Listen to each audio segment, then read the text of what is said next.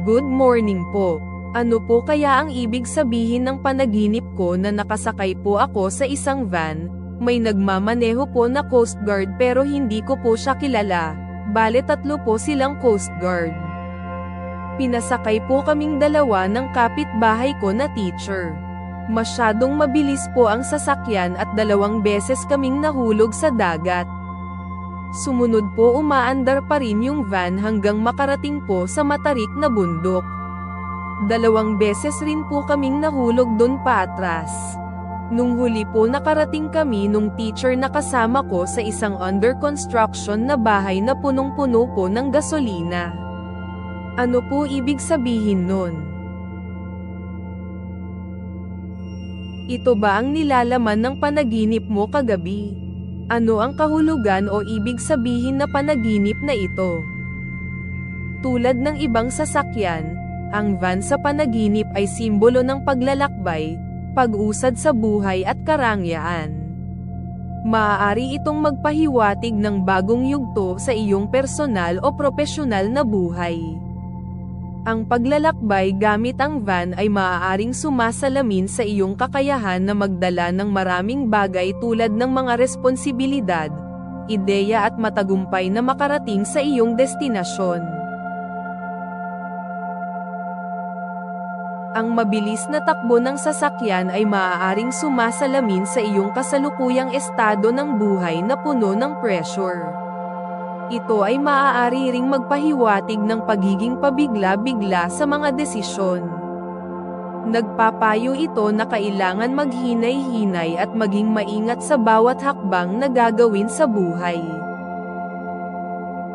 Ang 3, o number 3, sa panaginip ay kumakatawan naman sa mga ideya, pangunawa at karunungan, o wisdom.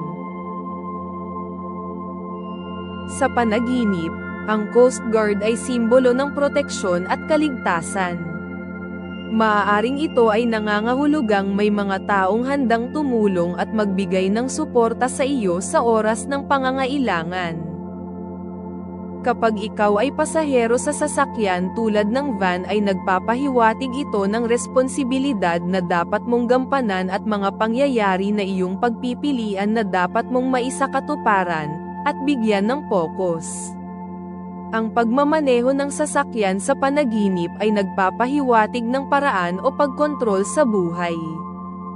Kaya kung ibang tao ang nakita mong nagmamaneho ay nagpapahiwatig ito ng may ibang tao o sitwasyon na maaaring magkontrol sa bawat desisyon o gagawin mo sa buhay. Kung ang driver ay hindi mo kilala, sa iyong panaginip ay nagpapahiwatig ito na hindi mo makontrol ang mga nangyayari sa iyong buhay at kailangan mong umangkop base sa mga nangyayari sa iyong kapaligiran, o sundin ang layunin ng iba sa halip na gawin ang iyong ninanais. Ang ibang pasahero naman na nakita mo sa iyong panaginip ay nagpapahiwatig ng improvement o pagpapabuti ng isang gawain. Ang pagsakay sa van kasama ang kapitbahay na guro ay maaaring magsaad ng patuloy na suporta, pagkatuto at pag-unlad sa iyong buhay. Ang kapitbahay sa panaginip ay maaaring simbolo ng suporta at pakikipagkapwa. Sa kabilang banda, maaari ring magpahiwatig ng pakikialam. Ang kapitbahay na guro ay maaaring simbolo ng malasakit, kaalaman, edukasyon, o patnubay. Ang pagkahulog sa dagat ay maaaring magpakita ng pakiramdam ng pagkawala ng kontrol sa sariling diskarte o desisyon. Ang pag-akyat sa bundok ay maaaring simbolo ng taas ng iyong pangarap at dedikasyon mo na magtagumpay. Ang 2 beses na pagkahulog ay maaaring magpakita ng paulit-ulit na pagsubok o kabiguan. Ngunit ang patuloy na paglalakbay sa kabila ng mga pagkahulog ay nagpapakita ng iyong determinasyon at kakayahang bumangon mula sa kabiguan at makuha ang iyong nais. Ang pagdating sa isang under construction na bahay ay maaaring magpahiwatig ng mga bagong oportunidad at simula. Ang bahay na under construction ay simbolo ng mga pagbabago at progreso. Ang gasolina ay maaaring simbolo ng mga bagay na maaaring sumabog o magdulot ng malaking pagbabago sa iyong buhay, kaya kinakailangan ng pag-iingat. Sa kabilang banda, ang gasolina sa iyong panaginip ay maaaring magpahiwatig ng positibong enerhiya at motivation, na nagbibigay daan sa iyo upang magpatuloy at magtagumpay sa iyong mga ginagawa. Ang bahay na under construction na puno ng gasolina bagaman ay maaaring magpahiwatig ng potensyal na panganib o tensyon.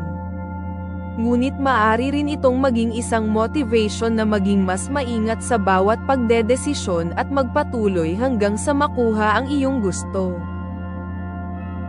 Kaya ang makita ang iyong sarili na nakasakay sa mabilis na van ay may kinalaman tungkol sa pag-usad ng iyong buhay. At ang 3 Coast Guard at ang isa sa kanila ay nagmamaneho ng van. Sa panaginip ay maaring ilang tao o sitwasyon na bagaman, ang intensyon nito ay magbigay ng payo o karunungan upang magtagumpay, o gumanda ang iyong buhay, ay nagdudulot na pala sa iyo ng pressure, stress, at pakiramdam na kawalan ng kontrol sa iyong buhay. Tipong, kailangan mong sumang-ayon sa sitwasyon na kahit di ka sigurado. Kaya ang mabilis at maling desisyon na dulot ng stress at pressure ay maaring magdala sa iyo ng ilang beses na kabiguan at pagsubok na siyang ipinahihiwatig ng pagkahulog nyo sa dagat at bundok. Ngunit, sa kabila ng kabiguan o pagsubok ay makikita ang iyong determinasyon na maabot ang iyong mga pangarap na siyang isinasaad ng matarik na bundok na patuloy nyo pa rin nilakbay. At nang makarating kayo sa bahay na under construction ay simbolo ng mga pagbabago at pag-unlad. Ngunit, ang gasolina ay isang paalala na maging maingat sa mga potensyal na panganib. At ipagpatuloy pa rin ang pakikinig at pakikisama sa mga taong nagbibigay ng suporta at gabay sa iyo, bagaman ang ilan sa kanila ay kung minsan ay nagdudulot sa iyo ng pressure. Nagpapayo rin ang panaginip na ito na gawing motivation ang mga kabiguan bilang aral at higit sa lahat, ang mga taong may concern sa iyo. Maraming salamat po sa inyong panonood. For any suggestions or questions, mag-comment lamang po dito sa aming YouTube channel o sa aming Facebook page at maging sa aming website.